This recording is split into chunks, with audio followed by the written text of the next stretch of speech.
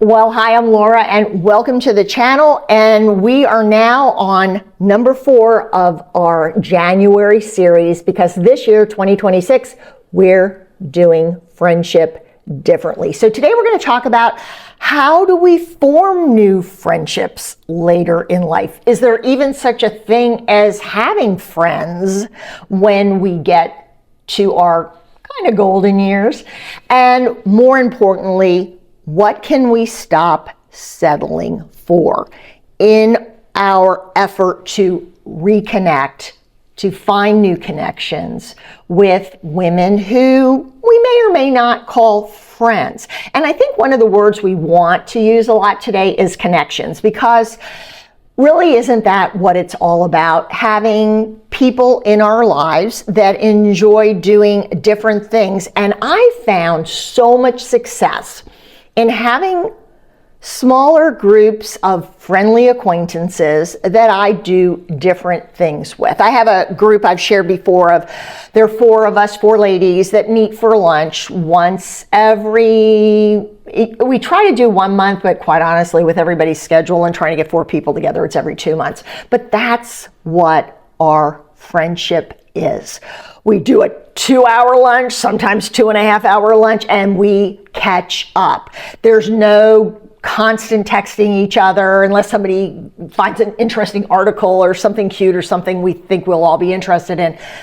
But we're allowed to have these little compartments of people that through them we have different things to do. So I will get on the bandwagon about friendship because many of us, our definition hasn't changed as we've gotten older, and it really needs to. Number one, friendship doesn't mean the same as it used to mean when we were younger. And maybe it's like the fish that got away, right? You remember friendships, past relationships as being bigger and better than they actually were. And so as the years have gone by, and maybe you've lost friends because you've moved, maybe illness, maybe death, transfers, whatever the case, you find yourself with less people in your circle.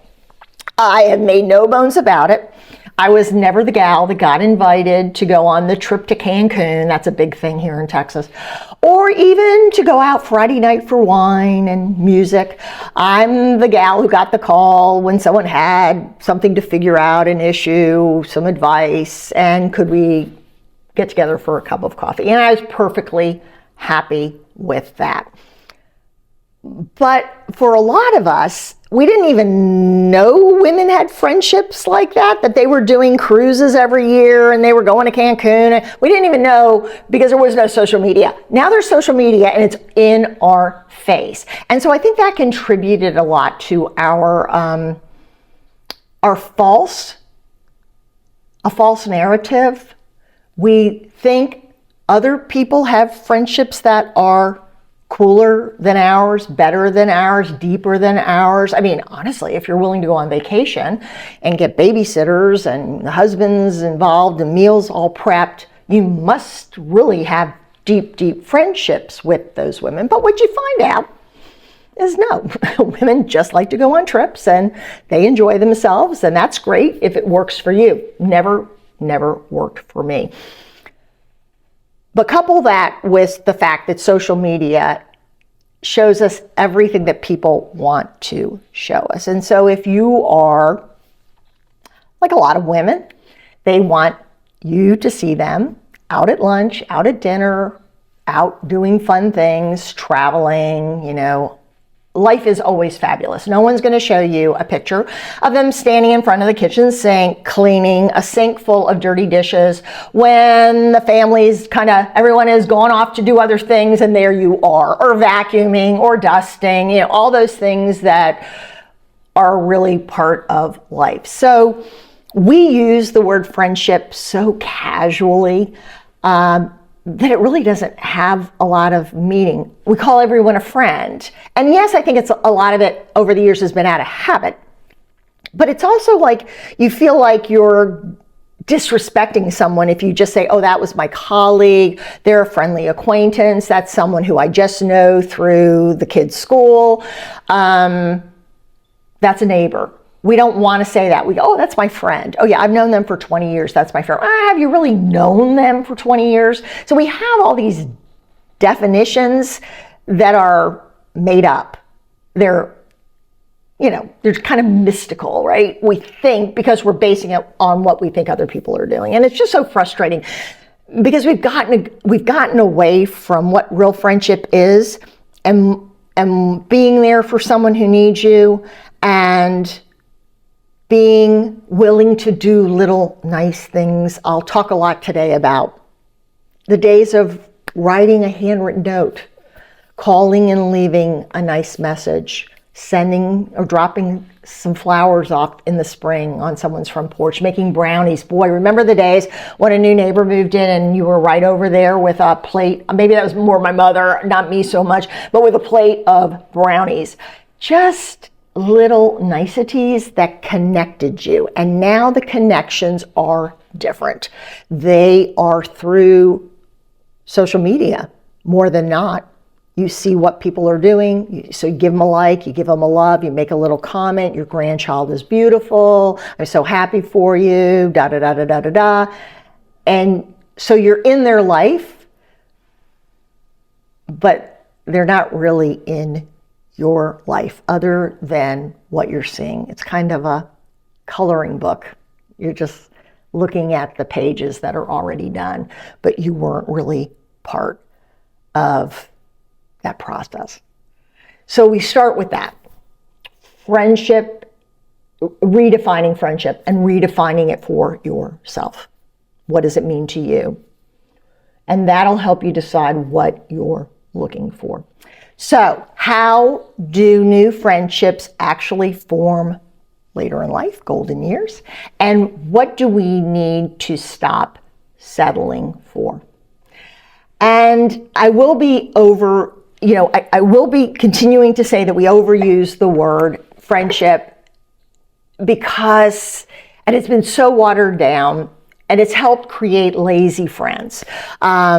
We just don't check in on people anymore. We don't do those little niceties that connect us to people, and that can turn into a cup of coffee or a lunch. It's the little things you do that stay in the back of someone's mind, and then they remember you. If you're older, if you're my age, 60 plus, 50 plus, you may think that making new friends is harder than it used to be. You may even be telling yourself, you know what, I don't want to bother because I don't need a lot of friends. My friends have all moved away and I only know 2 people now. Well, that's how everyone else feels. You're not asking too much to want to have connections in your life. Maybe people that are not friends in the old definition of the word, because at our age, friendship isn't about collecting people, right? It's about choosing people that are a better fit for us. And I think the fact that there's so many myths about the perfect friendship that we suffer, and because the word is so overused, it doesn't mean much of anything anymore, or we certainly don't know what it means. So as a result, we feel like we're missing out on something that we never had because of this inflated definition. So I would say at this stage of life, we're not starting from scratch. And I think we think we're starting from scratch and it's overwhelming. What you have to tell yourself is we're starting from experience. I'm sure you're just like me. We've cared deeply for people in our past. We've been terribly disappointed by people. We've outgrown friends that we never thought we would have outgrown. And we've all stayed in friendships that weren't good for us. We've stayed in friendships where we were expected to just accept the breadcrumbs we were given. So if you're older but better, and you've been wondering, why does making new friends, new connections feel harder than it used to? I'm here to tell you, you're not imagining it. It absolutely does feel harder. And for some of us, we just don't even know where to start. Because if you've been thinking, I don't need friends anymore, I've got one or two friends, I really would just rather have the right friends instead of more friends, you're not alone, and you're not asking for too much, because I think at our stage of life, it isn't about collecting people, which I think we did a lot of that when we were younger. It's really about choosing better, choosing differently, choosing for where we're at today. And like I said earlier, there are just so many myths about what a friendship should be. And we suffer when a word is so overused that it doesn't even have any meaning, because we're always wondering, well, what does someone else think it is? Or does their definition match mine? And like I said, we all think we're missing out. But the one thing we all have in common is we all think we're missing out. I just laugh at this stage of life. We don't give ourselves enough credit, because at the end of the day, we're not starting from scratch. We're starting from experience, and we don't trust our gut enough to lead us the right direction. And we've got great resumes. I mean, we've cared deeply about people. We've been terribly disappointed by people. We've outgrown people, we've outgrown jobs, we've outgrown relationships that we thought would stand the test of time. We've stayed too long in a friendship that wasn't good for us, a friendship where maybe we were expected to just accept crumbs.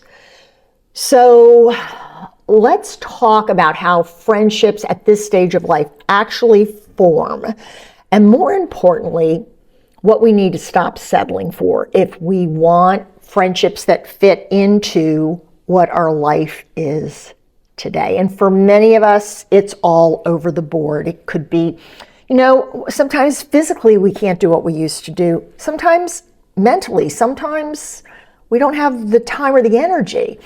But this year we're doing friendship differently. And the first step to that is taking care of ourselves. Because, when we were younger, friendships really just form through proximity, right? It's kind of like having that best friend you met on a camp or on your family's vacation. It's who you knew at the time.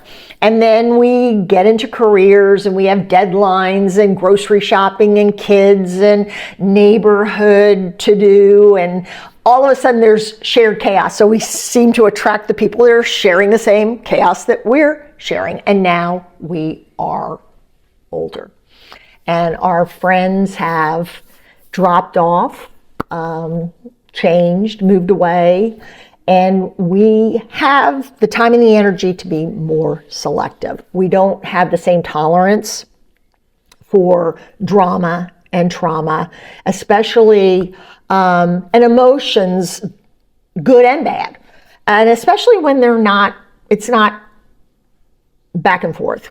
It's not shared.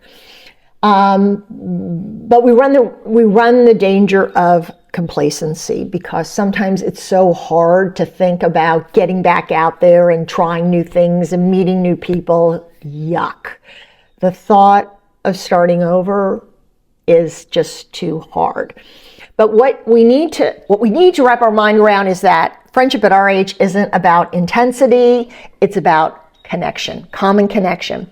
And I think if we start to look at things differently, we won't put so much pressure on ourselves. It's not about talking every day or texting 3 or 4 times a day, or being on a set schedule. It's just about showing up when it works out that you can show up, sharing interests and doing the things together that you both enjoy doing. Do we enjoy each other's company? Do you enjoy spending time with that person? Nothing big, nothing grandiose, not planning vacations, that trip to Cancun. It's just about being in the same place with a person that you enjoy being. And those new connections can't work with the old rules because it'll just leave you feeling frustrated. And quite honestly, as I said, the rules of friendship have changed. It's nothing like it used to be. So we just need to erase the board and start all over again. So how do we form those friendships? How do we even find people that we can connect with at this new level?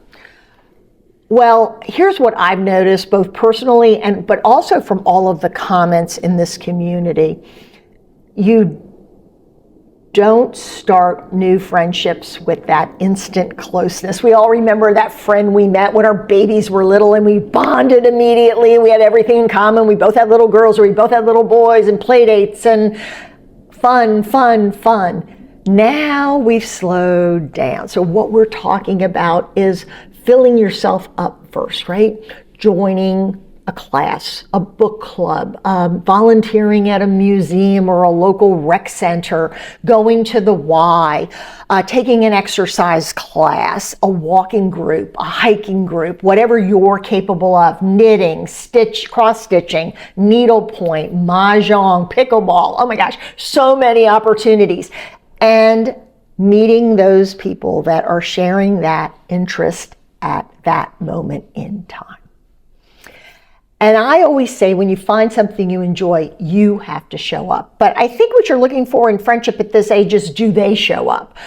Do they respect your time? Do they speak kindly about others? Are they settled emotionally? People that meet you and overshare and trauma dump is never going to get any better. You know, in this stage of life, we don't have time or energy to keep auditioning people for some starring role. We're not looking for a best friend, right? We're just looking to live our life calmly. And so other people's patterns, especially what they show you when you first meet them, are really so important. I think healthy relationships connections at our age, there's no rush, there's no oversharing too soon. There's no sense of feeling like you have to prove anything, no bragging, just room to breathe. And I think that's what we crave at our age. We don't have the emotional bandwidth to handle a ton of drama and trauma. We've got our own things happening. And I think that one of the things that women really struggle with is the idea that a friendship at this stage of life, a true connection, can be meaningful without being super close. You don't need to recreate a 30-year history because you just met the person at 65. You're allowed to build something that's lighter, something that's based on present day. And really something that fits with who you are now. You may have had a successful career, and we want to share our resume. You're going to want to be my friend because I'm likable and look at all the things I accomplished in my life. No, we've moved on. We have to let friendships form naturally, and unfortunately, it isn't going to happen because you wish for it, or even worse, you wait for it.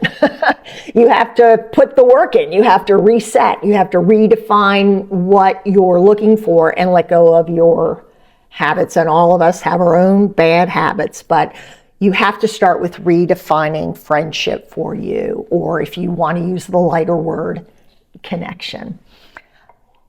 I no longer want to be anybody's emotional pillow. I used to have the bandwidth for that. I don't have it anymore. I don't want to be someone else's advisor, give them business advice, life advice. I don't want to try to resolve someone else's chaos. Maybe you're with me. I don't want to be the person that's always reaching out. I don't want to get in my car to go somewhere and be wishing that it was already over because the person exhausts me. I want to build a friendship not on past history, what you did, how much money you have, where you've been, how you've traveled, but just on where we are today. And be careful because just because someone's available, they have a lot of time for you, doesn't mean they're a good fit. Like I said, I love having different people in different compartments and moving back and forth. You know, because at over 50, we're not setting the bar at perfection, we're setting the bar at peace. And we're asking ourselves, do I feel calm or drained after I spend time with that person? I don't have any extra energy to give. Asking yourself, is there always an agenda? Can I speak honestly without feeling like I'm walking on eggshells with this person? Are there topics that are taboo?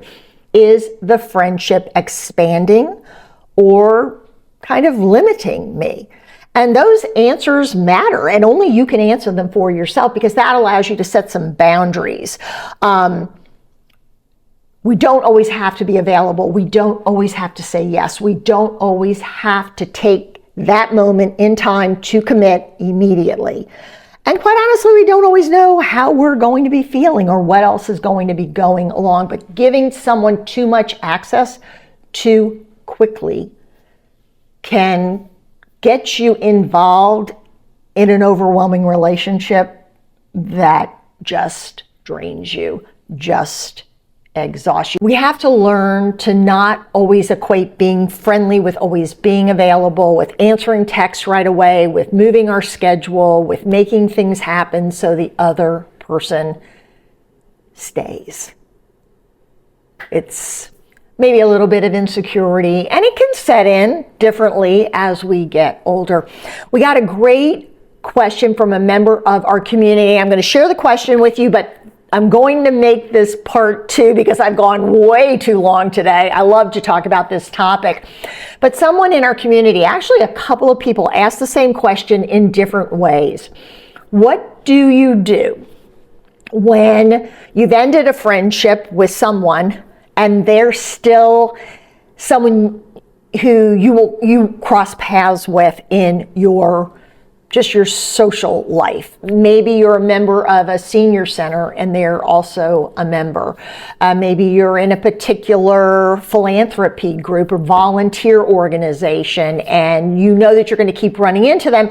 But meanwhile, your emphasis is on the future. So I'm going to help you learn how to navigate that awkward feeling of seeing someone from your past, or even more I think even more so their friends or the gang they hang out with, and maybe you're still friends with some of those gals. Maybe you've completely moved on to new and different things, but either you live in a small town, maybe you like me, you live in a small city, and social groups crisscross.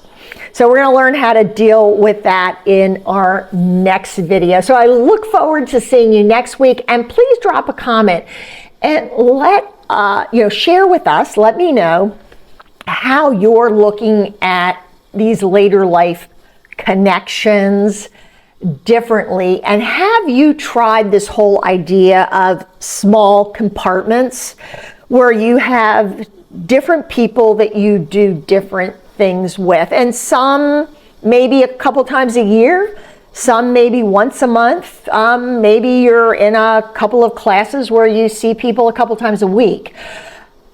I just think that really works, and it's really fulfilling because it keeps my mind and my body doing different things, but I'm also making nice connections, enjoyable connections when I'm doing those things. So next week we'll talk about how to deal with your path continually crossing with someone who you used to be friends with, who you're not friends with anymore, and maybe it didn't end well. Maybe it's uncomfortable. Maybe it's awkward. Maybe you feel guilty. Whatever the reason, we'll navigate that situation together. Take care. I look forward to hearing from you, and I'll see you next week. Take care. Bye-bye.